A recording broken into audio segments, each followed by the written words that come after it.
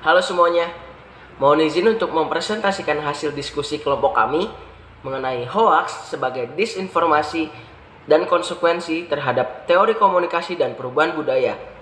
Saya, Muhammad Rafli Yuansyah dengan NPM 2335165161125 dan rekan-rekan saya. Hoaks atau berita bohong adalah informasi palsu yang disebarluaskan baik dengan niat buruk maupun tanpa niat buruk. Hoaks biasanya berisi informasi sensasional, provokatif, dan mengadu domba.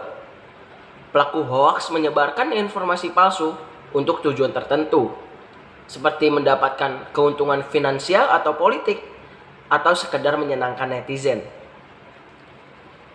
Diskusi kelompok kami berupa teori komunikasi interpersonal, teori komunikasi kelompok, dampak positif dan dampak negatif, serta perubahan budaya. Segitu saja yang bisa saya sampaikan, sisanya dilanjut rekan saya, dan terima kasih. Perkenalkan, nama saya Revalari Nugroho. Saya akan menjelaskan teori komunikasi antarpersonal. Joseph A. De Vito mengusulkan teori komunikasi antarpersonal yang menyatakan bahwa komunikasi secara pribadi atau tatap muka lebih efektif daripada komunikasi melalui media komunikasi. Tatap muka kemungkinan pesan dikirim secara langsung antara komunikator dan komunikan. Komunikasi tatap muka didukung oleh bahasa nonverbal seperti ekspresi wajah, kontak mata, gerak tubuh, nada suara, dan sentuhan. Bahasa nonverbal membuat pesan lebih kuat dan lebih jelas.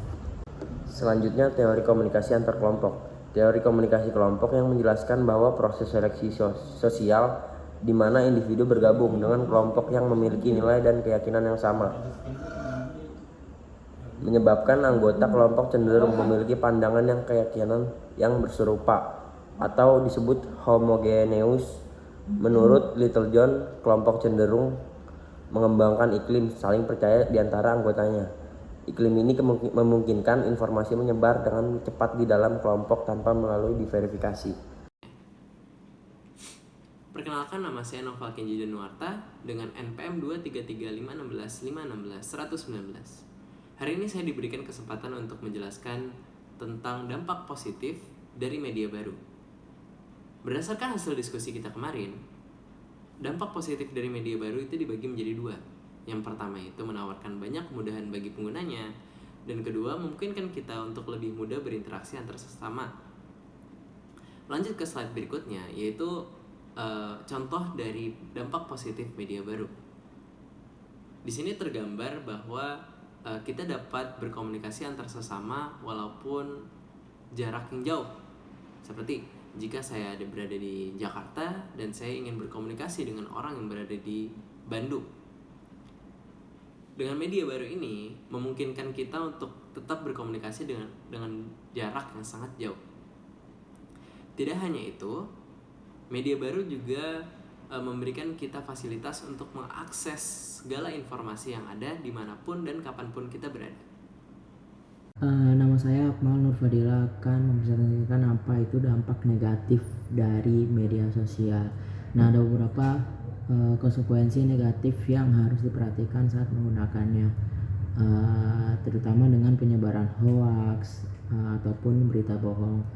Nah, hal ini itu disebabkan fakta bahwa setiap orang dapat dengan bebas memposting dan menyebarkan informasi apapun di media sosial tanpa harus memverifikasi dan memvalidasi kebenaran informasi tersebut terlebih dahulu.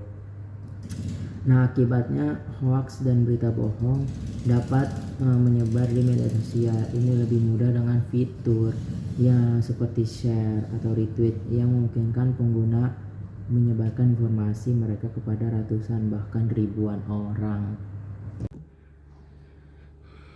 Assalamualaikum warahmatullahi wabarakatuh. Perkenalkan, saya Muhammad Dinan Asandi. Diskusi kami teori komunikasi, dampak positif, dampak negatif, dan perubahan budaya. Perubahan budaya. Karena perkembangan teknologi, maka terbentuklah cara berkomunikasi baru yang memunculkan budaya baru untuk berkomunikasi satu sama lain.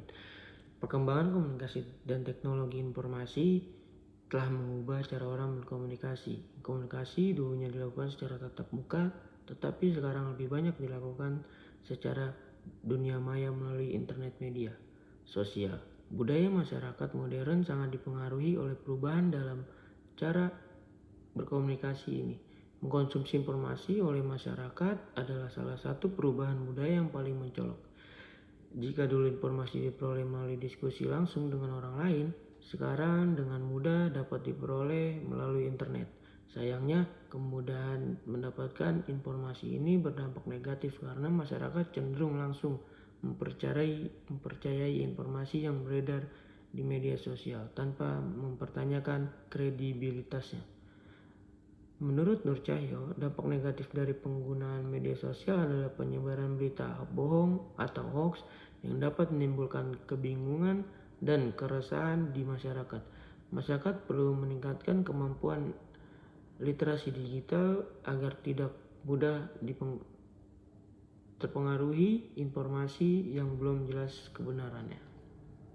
Perkenalkan, nama saya Rere Fadli Robi Adenan. Saya akan membahas kesimpulan. Yang pertama ada meningkatkan kesadaran literasi digital kepada masyarakat. Yang kedua ada cek validasi berita yang didapat.